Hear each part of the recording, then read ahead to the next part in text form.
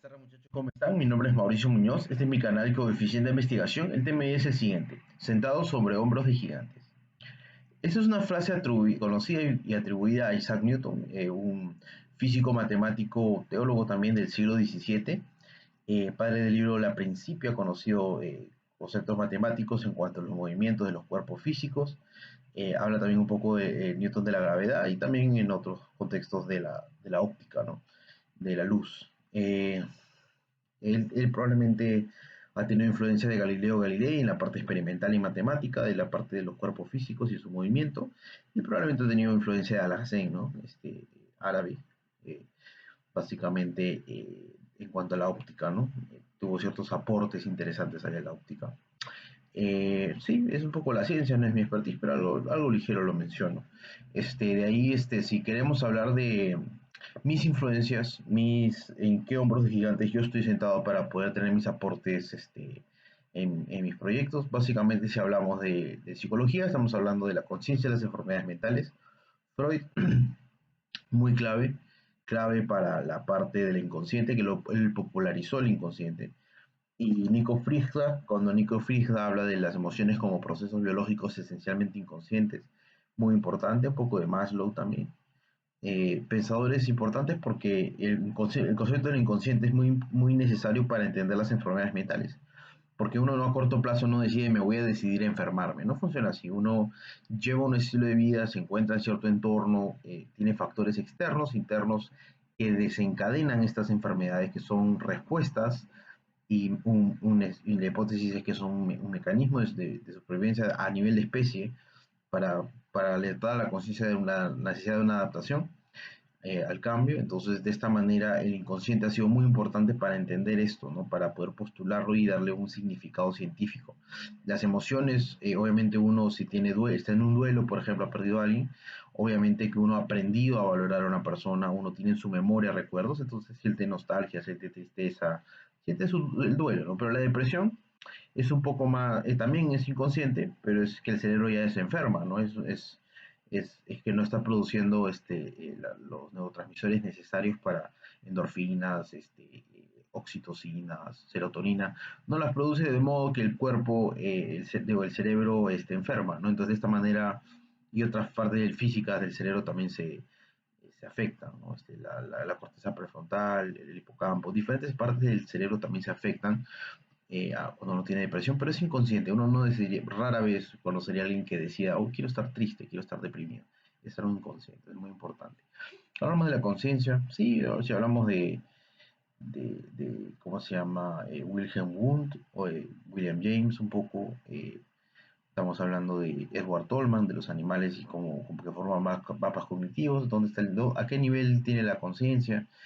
Sí, son un poco los conceptos modernos, ¿no? De la búsqueda, ¿no? De reproducción, un poco Darwin afecta un poco eso también, obviamente, ¿no? La necesidad de sobrevivir en base a la adaptación al cambio, ¿no? Eso es un poco las influencias de la conciencia. Si hablamos de literatura, si hablamos particularmente del Fantasma Elegante, que es la única obra que he concluido hasta ahora, literaria, básicamente los clásicos, ¿no? Estamos hablando de Sófocles, Homero, eh, bueno, poema de Gilgamesh, el autor es anónimo, el Mahabharata también, Shakespeare, Tirso de Molina, un poco Cervantes, un poco este,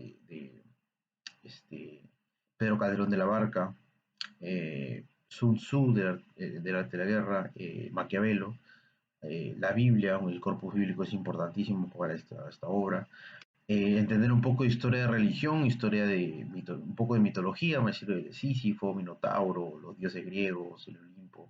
Entender un poco de esto, de este contexto, me ha servido para poder desarrollar esta idea, ¿no? Entonces de ahí viene un poco de dónde nace este libro, ¿no? Me dio la idea, me dio ideas de cómo escribirlo, cómo expresarlo. Entonces, eso es un poco el barroco, por ejemplo, nace mucho del barroco español, ¿no? De Don Juan Tenorio, del Burlador de Sevilla, de Pedro Calderón, más que nada ese, ¿no? Hay ideas que tomo de la vida de sueño, pero depende, ¿no? Del estilo de que estoy escribiendo. Si hablamos, por ejemplo, de filosofía, si hablamos de la posible futura iglesia, Que sí, yo sí creo que va a pasar, pero estamos esperando mayores instrucciones, en lo que le van a decir de esa manera. Bueno, la idea es, creemos en la fe, en la tradición, eh, la tradición un poco del confucianismo, en la fe de una manera un poco taoísta, pero mezclada con, pero obviamente, influencia cristiana. Hay otras religiones que influencian un poco eso, ¿no? Eh, Secularismo, son pensadores contemporáneos, muchos de los que me han influenciado en mis valores seculares, que creo que son importantes. Pero viene de la ilustración, ¿no? No solamente viene de ahora. Eh, si hablamos del mundo secular, la obra, el libro que habla de el proyecto de conocer varias religiones y estilo de vida, conocer la espiritualidad subjetiva subyacente en cada una de estas instituciones o religiones o iglesias, bueno, eso te lo da un conocimiento del multiculturalismo, un conocimiento de las diversas posturas religiosas, que ves que hay similitudes de una con la otra, incluso las obras clásicas, ¿no? Como Mahabharata tiene similitudes con la Ilíada. Si te das cuenta, muchas de estas tienen similitudes, entonces te das cuenta que puedes aprender sabiduría de los clásicos, puedes aprender del Buda, puedes aprender de Martín Lutero, puedes aprender dije Confucio y Lao Tse, puedes aprender mucho de estos pensadores importantes, ¿no? Por algo tienen su renombre, ¿no? Entonces, de alguna manera, esto ha influenciado y estoy sentado sobre los hombros de estos gigantes, ¿no? Para desarrollar estas ideas. Obviamente también hablamos de Nietzsche y el apóstol Pablo, el concepto de que el amor se halla más allá del bien y del mal y de que el espíritu está por encima de la ley, es que los mandamientos son una base, pero uno al final de cuentas busca seguir el principio subyacente. Hay una estructura, pero al final de cuentas los mandamientos son una guía que te sirve para tomar decisiones basadas, pero tú lo haces siguiendo en el amor se cumple la ley de los profetas, que no es lo que dijo Nietzsche, pero por ahí va. Es como yo lo interpreto y también te sirve para cumplir el espíritu o la esencia de los mandamientos o de la ley religiosa, ¿no? Entonces, son gigantes que han sentado las bases, ¿no? De este pensamiento que yo también comparto, ¿no? Si hablamos de administración de empresas, yo hablo de Porter y Kotler. Porter, un poco el concepto de la cadena de valor, un poco de las cinco fuerzas, ¿no? Para el análisis del microentorno. Importante, ¿no? La parte de las estrategias. Hay un libro de Hill, Skilling y Jones que se llama Administración Estratégica, Teoría y Casos. También es un influenciador importante porque te describe un poco lo que es las estrategias corporativas, globales, funcionales y genéricas de negocio, que también lo menciona Porter. Importante para la parte de análisis de empresas.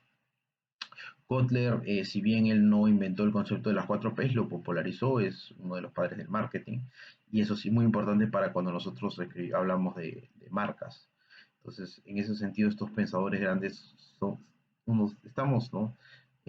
Por el momento sentados, ¿no? Bien, tratando viendo más allá del horizonte, ¿no? Sentados en hombros de gigantes. Cuando hablamos de Mocktail Introbar, una influencia es Verónica Massonier, que escribió un libro que se llama Tendencias de Mercado, que te dice básicamente que las modas son perecederas, pero las tendencias vienen a quedarse a largo plazo, entonces uno tiene que ver cómo se comporta la nueva generación. La generación Z, por ejemplo, no tiene consume menos licor y está buscando ser más saludable, más consumo responsable y saludable. Entonces ahí nace un poco la chispa de la idea, ¿no? Mira, acá hay quizás un mercado latente, algo que puede crecer y se puede explotar.